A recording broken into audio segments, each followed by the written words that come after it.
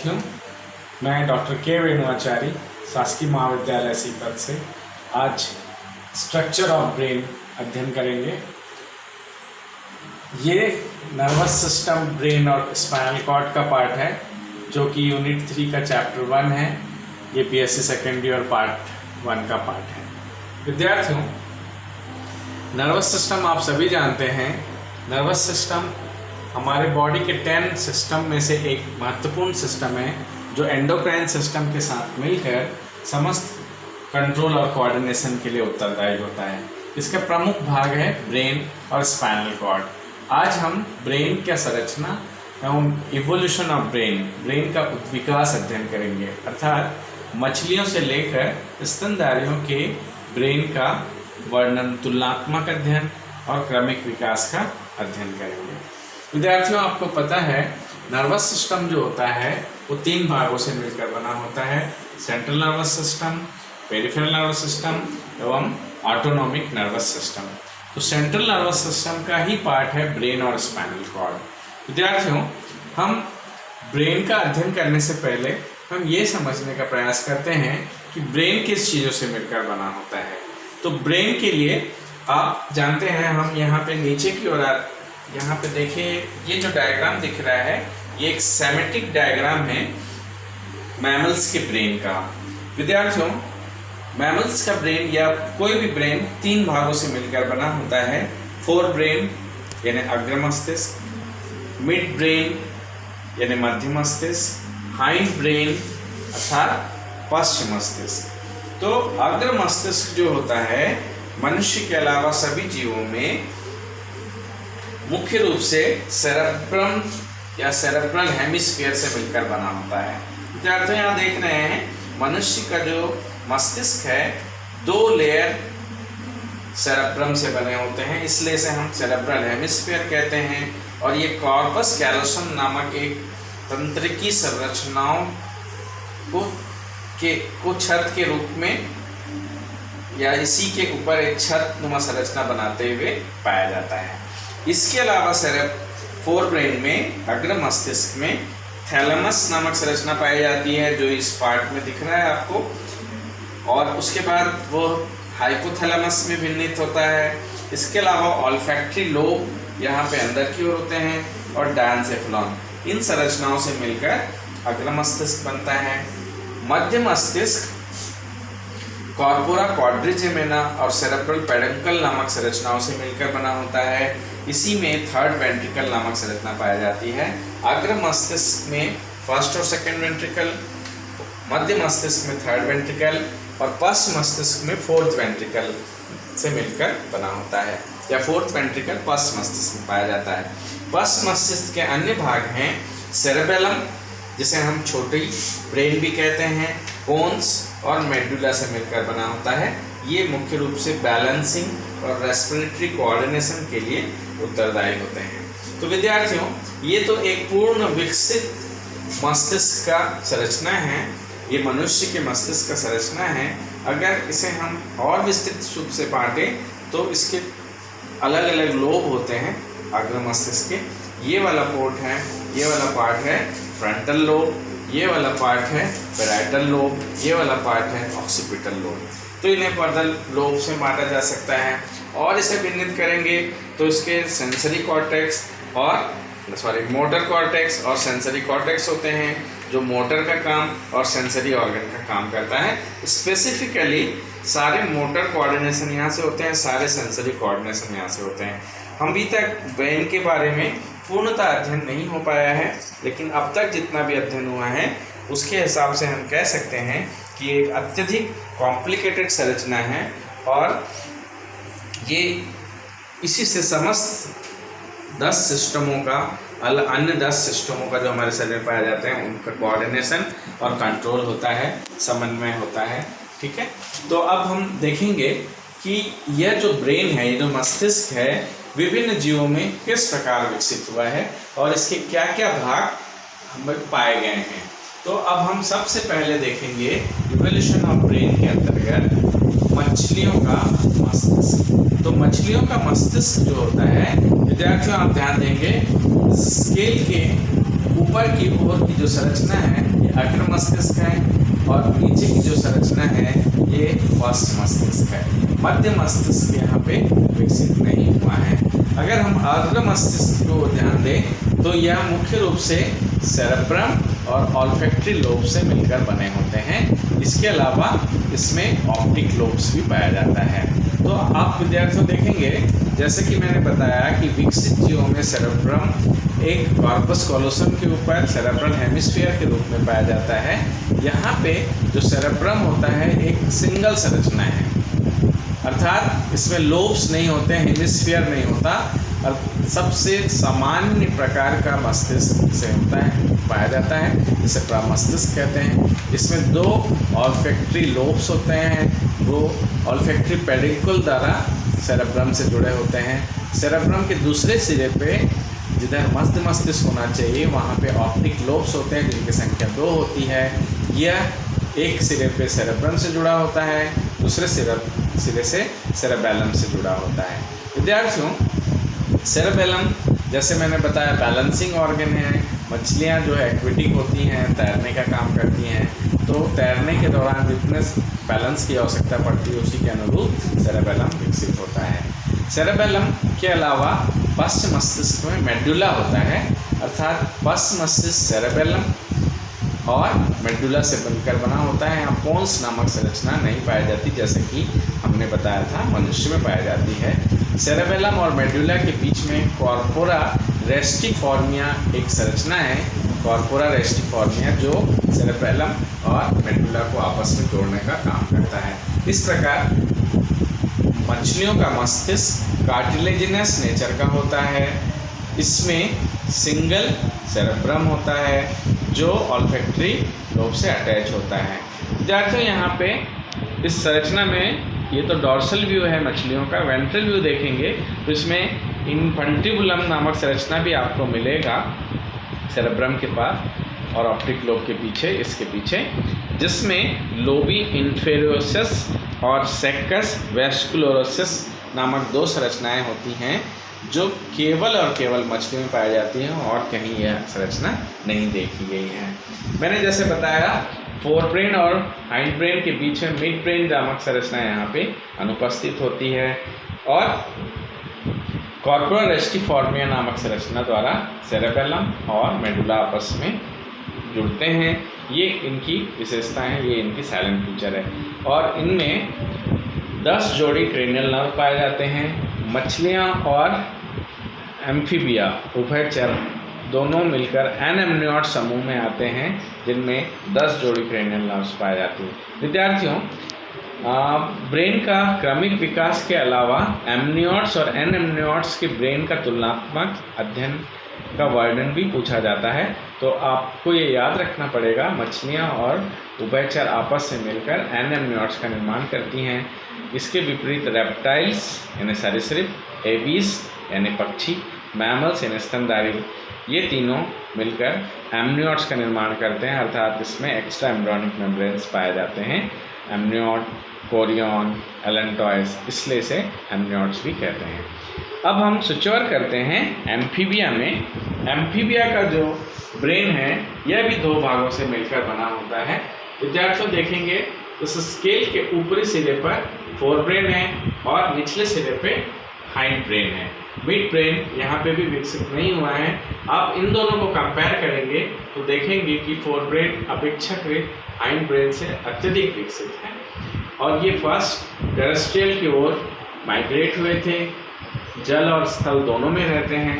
इनके जो ब्रेन है वो बोनी नेचर का होता है, अर्थात इसका जो स्कल है ब्रेन के ऊपर वो बोन्स के बने होते हैं, इसलिए इसकी जो फॉर्मेशन है वो बोनी नेचर का होता है। अब हम फोर ब्रेन के पार्ट को अध्ययन करें तो यह 3 चीज़ों से मिलकर बना होता है। सेरेब्रल हेमिस्फीयर जिनकी संख्या 2 है, मछलियों की तुलना में ये डबल हो गए हैं, डायनसेफेलॉन और ऑप्टिक लोब। इसके अलावा ऑल्फैक्टरी लोब भी यहाँ पे निर्मित होता है। तो यहाँ पे हमें ध्यान देने वाली बात क्या है कि सेरेब्रल हेमिस्फेयर जो है इनकी संख्या 2 हो गई है, और पहले जो हम सेरेब्रम कह रहे थे ब्रेन में, अब यह सेरेब्रल हेमिस्फीयर के रूप में पाया जाता है। डायनसेफेलॉन नामक स्ट्रक्चर जो कि मछलियों में नहीं पाई जाती है, यहाँ विकास के दौरान इसकी संरचना उभर कर आई है। ऑप्टिक लोब मछलियों के समान ही होते हैं, कार्य में भी समान होते हैं, लेकिन ये पार्शियली सेरेब्रल हेमिस्फीयर से जुड़े होते हैं, क्योंकि डायनसेफेलॉन दोनों ऑप्टिक लोब्स के बीच में पाई जाती है। इसमें भी मिड ब्रेन नामक संरचना अपूर्ण रूप से या विकसित नहीं होता है, या इसका अध्ययन अभी तक नहीं किया गया है। इसके बाद हम चलते हैं सेरेबेलम पे, जो हाइंड ब्रेन का प्रमुख पार्ट है। सेरेब्रेलम और मेडुला ये दोनों संरचना से ही हाइंड ब्रेन बना होता है, पश्च मस्तिष्क बना होता है। इसका काम भी बैलेंस करना है। आप जानते हैं विद्यार्थियों कि यह जल में भी रहता है और स्थल में भी रहता है, तो इसके हिसाब से ये बैलेंस का काम करता है। और जैसे कि मैंने बताया कि इसमें भी 10 जोड़ी क्रेनल नर्व्स पाए जाते हैं, क्योंकि ये एम्फीबिया और बाइसेस दोनों मिलकर एमनियोट्स की संरचना का निर्माण करते हैं। विद्यार्थियों, अब हम एनाम्नियोट्स के बाद एमनियोट्स में सिचुएट करेंगे। यहाँ पे आपको कुछ ड्रास्टिक चेंजेस देखने को मिलेंगी। ड्रास्टिक चेंजेस ये हैं कि अगर हम इसकी ब्रेन की तुलना करें तो इसका सेरेब्रम अपेक्षाकृत सेरेबेलम से ज़्यादा विकसित है। फोर ब्रेन जो है हाइंड ब्रेन से अपेक्षाकृत ज़्यादा विकसित है। उसका मुख्य कारण क्या है कि डिसीजंस लेने में और अन्य रीजनिंग, अन्य कैपेसिटी डेवलप करने में रेप्टाइल्स एम्फीबियन से ज़्यादा विकसित होते हैं। आप जानते हैं क्रोकोडाइल, डायनासोर सभी इसी समूह में आते थे, और डायनासोर्स तो इतने विकसित प्राणी थे कि इतने ज़्यादा संपन्न थे कि वातावरण के अनुरूप ढाल नहीं पाने के कारण मृत हो गए, विलुप्त हो गए। अन्यथा मैमल्स से ज़्यादा पावरफुल रेप्टाइल्स ही होते हैं, ये आप सभी जानते हैं। अब हम देखेंगे इसका ब्रेन। इसका ब्रेन भी फोर ब्रेन और हाइंड ब्रेन में बना होता है, ब्रेन से बना होता है, और इसमें मिड ब्रेन रिड्यूस स्टेज में रहता है। यह कॉर्पोरा क्वाड्रिजेमिना सेरेब्रल पेडिकल नामक संरचनाओं में भिन्नित नहीं होता, लेकिन कार्य लगभग वही करता है। विद्यार्थी यहाँ देखेंगे कि इनका जो ऑल्फैक्टरी लोब है, ये एक पतली पेडिकल के द्वारा सेरेब्रल हेमिस्फीयर से जुड़ी होती है, और इनके ऑल्फैक्टरी लोब अपेक्षाकृत मछलियों और एम्फीबियन से बहुत ही छोटे होते हैं। कार्य के आधार पर ये इनका आकार छोटा हो जाता है, इनके नर्वस सेल्स छोटे हो जाते हैं, लेकिन पेडिकल लंबा होता है। ये पेडिकल दोनों सेरेब्रल हेमिस्फीयर से आपस में जुड़े होते हैं। सेरेब्रल हेमिस्फीयर के बीच में जहाँ पे ऑप्टिक लोब स्टार्ट होता है, या आप बोलेंगे दोनों ऑप्टिक लोब और दोनों सेरेब्रल हेमिस्फीयर के बीच में पीनियल बॉडी पाई जाती है। ठीक है, ये एंडोक्राइन के पार्ट हैं, जो इससे पहले ये संरचना नहीं देखी गई थी। सेरेब्रल हेमिस्फीयर के अलावा ऑप्टिक लोब और डायनसेफेलॉन इसके प्रमुख संरचनाएं हैं, जो मिड ब्रेन और हाइंड ब्रेन के बीच में पाई जाती है। अब देखेंगे हम हाइंड ब्रेन। हाइंड ब्रेन यहाँ पे आप देख रहे हैं कि एक सेरेबेलम है और मेडुला है। तो सेरेब्रम जो है ऑप्टिक लोब से जुड़ा होता है, और इस तरफ मेडुला से जुड़ा होता है। मेडुला आगे जाकर स्पाइनल कॉर्ड में खुलता है। इस प्रकार सेरेबेलम और मेडुला बैलेंसिंग का काम करते हैं और रेस्पिरेटरी कोऑर्डिनेशन में हेल्प करते हैं। तो याद रखने वाली बात क्या है कि रेप्टाइल्स का जो फोर ब्रेन है वो अत्यधिक विकसित होता है, और सेरेब्रम 2 सेरेब्रल हेमिस्फीयर में विन्यास होता है। इसके अलावा मिड ब्रेन रिड्यूस स्टेज में होते हैं, और सबसे महत्वपूर्ण बात 12 पेयर क्रेनियल नर्व ब्रेन से निकलते हैं, जो विभिन्न कार्यों के लिए उत्तरदायी होते हैं। इसके बाद हम चलते हैं पक्षियों के ब्रेन पे। इसका ब्रेन अपेक्षाकृत ज़्यादा विकसित होता है। आप देख रहे हैं कि इसका ब्रेन सेरेब्रल हेमिस्फीयर अपेक्षाकृत बहुत विकसित होता है, परंतु उससे ज़्यादा विकसित होता है इसका हाइंड ब्रेन या सेरेबेलम। इसका मुख्य कारण क्या है कि ये उड्डयन अनुकूलन को फॉलो करते हैं, अर्थात उड़ने के लिए अनुकूलित होते हैं। तो विद्यार्थियों यहाँ देखने वाली बात क्या है कि जो ऑल्फैक्टरी लोब है वो ऑल्फैक्टरी बल्ब के रूप में रिड्यूस स्टेज में है। सेरेब्रल हेमिस्फीयर पूरी तरह से भिन्नित है, परंतु यहाँ कॉर्पस कैलोसम जैसे संरचना का अभाव होता है। जैसे मैंने पहले ही कहा, ये एक पेडुंकल के ऊपर, ऑल्फैक्टरी पेडुंकल के ऊपर इस प्रकार से व्यवस्थित होते हैं, जो दोनों पेडुंकल सेरेब्रल हेमिस्फीयर के बीच में पेडुंकल के पास ही पीनियल बॉडी यहाँ पे भिन्नित होती है।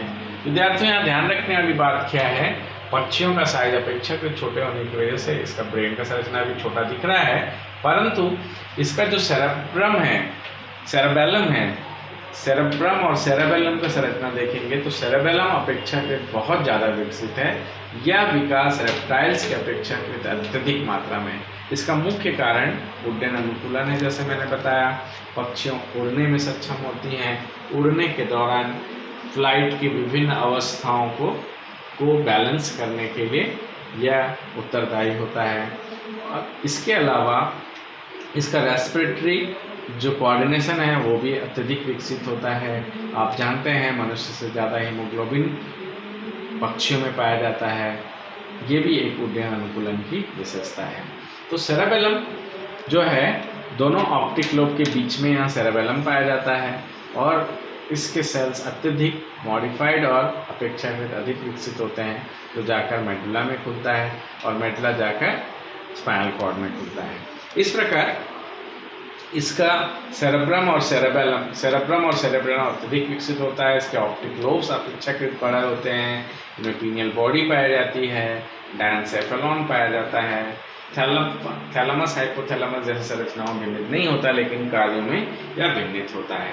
सेरेबेलम और मेडुला अत्यधिक विकसित संरचनाएं होती हैं, जो उड्डयन अनुकूलन के अनुरूप किसी पक्षी विशेष को उड़ने में अनुकूलित करते हैं। इसी प्रकार जब हम मैमल्स में एमनियोट्स के तीसरे पार्ट में चलते हैं, तो मैमल्स का जो ब्रेन है, आप देखेंगे इसका सेरेब्रम अपेक्षाकृत ज़्यादा विकसित होता है और ये सेरेब्रल हेमिस्फीयर में भिन्नित होता है।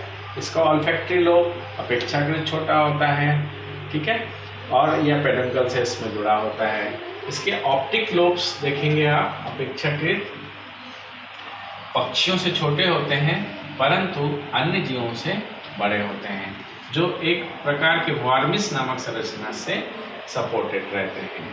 आपको पता है, अगर हम ये स्ट्रक्चर मनुष्य में देखें तो इसके अलावा हमें डायनसेफेलॉन, थैलेमस, हाइपोथैलेमस जैसी संरचनाएं भी दिखेंगी और सेरेब्रल हेमिस्फीयर पूरी तरह से एक कॉर्पस कैलोसम नामक संरचना के ऊपर ढकी हुई मिलती है। इसका जो मिड ब्रेन है, कॉर्पोरा क्वाड्रिजेमिना और कॉर्पोरा पेडुंकल सेरेब्रल पेडुंकल से मिलकर बना होता है। इसमें थर्ड वेंट्रिकल पाए जाते हैं और सेरेब्रम में फर्स्ट और सेकंड वेंट्रिकल्स भी देखे गए हैं। इसका जो मिड ब्रेन का थर्ड वेंट्रिकल है, हाइंड ब्रेन के फोर्थ वेंट्रिकल को एसोसिएट करता है, जो पिट्यूटरी के पास होता है। इसके अलावा इसका मेडुला, पोन्स और सेरेबेलम इसकी विशेष संरचनाएं हैं, जिसका हम यहाँ पे फिर से अध्ययन करेंगे। एक मनुष्य की संरचना ले लेते हैं। मनुष्य की संरचना में यह अत्यधिक भिन्न संरचना के रूप में दिखाई पड़ता है। मैं विद्यार्थियों आपको बताना चाहूँगा फिर से कि फोर ब्रेन जो होता है वो सेरेब्रल हेमिस्फीयर नामक संरचना से मिलकर बना होता है। सेरेब्रल हेमिस्फीयर जो है थैलेमस,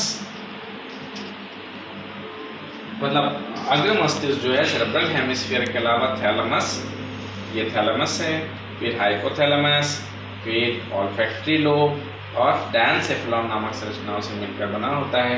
ये सभी मिलकर हमारे शरीर के प्रमुख कार्यों को निष्पादित करने में सक्षम होते हैं। जैसे कि आप जानते हैं कि हमारा शरीर का बैलेंसिंग को छोड़कर, रेस्पिरेटरी कोऑर्डिनेशन को छोड़कर बाकी सारे कार्य सेरेब्रल हेमिस्फीयर से होता है। जैसे रीजनिंग, थिंकिंग, फेशियल एक्सप्रेशन, ये सारे चीज़ सिर्फ मनुष्य में अत्यधिक विकसित होता है। आप जानते हैं कि मनुष्य जो है बिना बात के फेस के एक्सप्रेशन से ही एक्सप्रेस कर सकता है, तो वो उसके जो फ्रंटल पार्ट है सेरेब्रम का, जो फ्रंटल लोब है, वो उसके लिए सक्षम होता है। इसी प्रकार इसमें जो मोटर कॉर्टेक्स और सेंसरी कॉर्टेक्स होते हैं वो विशेष रूप से मोटर नर्व न्यूरॉन्स और सेंसरी न्यूरॉन्स से बने होते हैं और अपने अपने कार्य के लिए विशिष्टीकृत होते हैं। इसके अलावा सेरेब्रम जो है frontal lobe, parietal lobe, occipital lobe नामक लोब्स में भिन्नित होता है और यह पूरी सारे लोब्स कॉर्पस कैलोसम के ऊपर पाए जाते हैं। और इसका जो मिड ब्रेन है वो third ventricle, corpus cerebral peduncle, corpus quadrigemina नामक संरचनाओं से बना होता है। और ये फोर्थ वेंट्रिकल सेरेबेलम, पोन्स और मेडुला से मिलकर हाइंड ब्रेन का निर्माण करता है। हाइंड ब्रेन आपको पता है शरीर के बैलेंस के लिए उत्तरदायी होता है। इस प्रकार नर्वस सिस्टम का जो ब्रेन है वो एक महत्वपूर्ण संरचना है और मैमल्स के अलावा समस्त वर्टिब्रेट में यह अत्यधिक महत्वपूर्ण रोल अदा करता है। पूरे अन्य सिस्टम्स, जितने भी सिस्टम पाए जाते हैं मनुष्य में, जैसे 10 सिस्टम पाए जाते हैं, तो 10 के 10 सिस्टम को कोऑर्डिनेट करने में मदद करते हैं। इस प्रकार मनुष्य का जो ब्रेन है अत्यधिक महत्वपूर्ण संरचना है और सारे कोऑर्डिनेशन के लिए उत्तरदायी होता है, जैसे कि reasoning, thinking, interpretation, mathematical options, इसके अलावा बैलेंसिंग, इसके अलावा कोऑर्डिनेशन, इसके अलावा फेशियल एक्सप्रेशन, ये सारी संरचनाओं को, सारे गुणधर्मों को निभाने में, गुणधर्मों कर्तव्यों को पालन करने के लिए ये उत्तरदायी होता है। आप जानते हैं विद्यार्थियों, ब्रेन जितना विकसित होगा व्यक्ति का विकास उतना माना गया है। तो अगर हम मछलियों से लेकर मैमल्स तक की बात करें तो मछलियों में सिंगल लोब सेरेब्रम से स्टार्ट होकर मनुष्य में double 2 layer hemisphere cerebral hemisphere में भिन्नित होता है। वहाँ पे मिड ब्रेन बिल्कुल नहीं पाया जाता, यहाँ मिड ब्रेन पूरी तरह से विकसित है। हाइंड ब्रेन अपेक्षाकृत छोटा रहता है, इसमें सेरेबेलम मेडुला का बना होता है, पोन्स नहीं पाई जाती। मनुष्य के पहुँचते पहुँचते सेरेबेलम का विकास अत्यधिक हो गया है, पोन्स का विकसित पाया जाना, मेडुला अपने कार्यों में भिन्नित होना, ये सारे संरचनाएँ इसकी विशेषता है। इस प्रकार आपको क्या ध्यान रखना है, आपका जैसा प्रश्न रहेगा वैसे आपका उत्तर बनेगा। जैसे अगर आपसे पूछता है कि मस्तिष्क का क्रमिक विकास का वर्णन करें, तब आप मछलियों के मस्तिष्क से लेकर मैमल्स के मस्तिष्क तक के सारे मस्तिष्कों का वर्णन आप तुलनात्मक रूप से करेंगे, या आप इस प्रकार से सारे मस्तिष्क को डायग्राम बना के एक साथ प्रेजेंट कर सकते हैं, या एक एक करके इनके पॉइंट्स को आप एलोब्रेट कर सकते हैं। दूसरा सबसे महत्वपूर्ण प्रश्न होता है कि एमनियोट्स और एनेमनियोट्स के बीच में क्या प्रमुख अंतर है। अगर आपसे पूछा जाए तो आप एनेमनियोट्स के अंतर्गत मछलियों और उभयचरों का मस्तिष्क का वर्णन करेंगे और एमनियोट्स के अंतर्गत सरीसृप, पक्षी और स्तनधारियों के मस्तिष्क का वर्णन करेंगे और इन दोनों का तुलनात्मक वर्णन एक चार्ट के रूप में प्रदर्शित करेंगे, तब आपको 10 में 10 नंबर मिलेगा। विद्यार्थियों, आप जानते हैं कि ये सबसे कठिन पार्ट में आता है। इसे सरलीकृत करने के लिए हमने विभिन्न बुक्स का अध्ययन किया। कई बुक्स के अध्ययन से हमें इसका विस्तृत ज्ञान प्राप्त हुआ। इसमें से पार्कर एंड हाउसवेल से लेकर अरुमुगम की बुक तक का अध्ययन किया, तब जाके हमें इसका एक ब्रीफ नोट्स तैयार कर पाए और आपके सामने प्रस्तुत कर पाए। तो इसका आप जब भी अध्ययन करेंगे, जब भी वर्णन करेंगे, तो इसका आप ध्यान रखेंगे। विद्यार्थियों, इस प्रकार के चित्र, इतने सिंप्लीफाइड डायग्राम्स आपको शायद ही किसी बुक्स में मिले, लेकिन ये मान्य बुक, सबसे मान्य बुकों में से इसको लिया गया है और इसे कंपेयर करके आपके सामने प्रस्तुत किया गया है। इसके अलावा जो प्रश्न पूछते हैं कभी कभी, पक्षियों और स्तनधारियों के मस्तिष्क का तुलनात्मक वर्णन करें, तब आप इन चित्रों के अलावा मस्तिष्क के ये चित्रों का भी इसमें प्रवेश कराएंगे। और इसका एक कंपैरेटिव चार्ट बना के एक एक पॉइंट को एलोबरेट करेंगे। एलोबरेशन के दौरान याद रखना क्या है आपको, जब भी आप कंपेयर करेंगे तो वो पॉइंट्स कहाँ से स्टार्ट होना चाहिए। चूँकि ये एवोल्यूशन ऑफ ब्रेन का पार्ट है, इसलिए आप एनेमनियोट्स या मछलियों के ब्रेन में ये पाया जाना और नहीं पाया जाने का भी इसमें उल्लेख कर सकते हैं। जब भी आप इसका आंसर बनाएंगे तो एक स्टैंडर्ड आंसर बनाकर पूरे आंसर को जस्टिफाई करना है। इस प्रकार एक कठिन आंसर को सिंप्लीफाई किया गया है जो आपका काम आएगा ये समझकर। तो धन्यवाद, थैंक यू।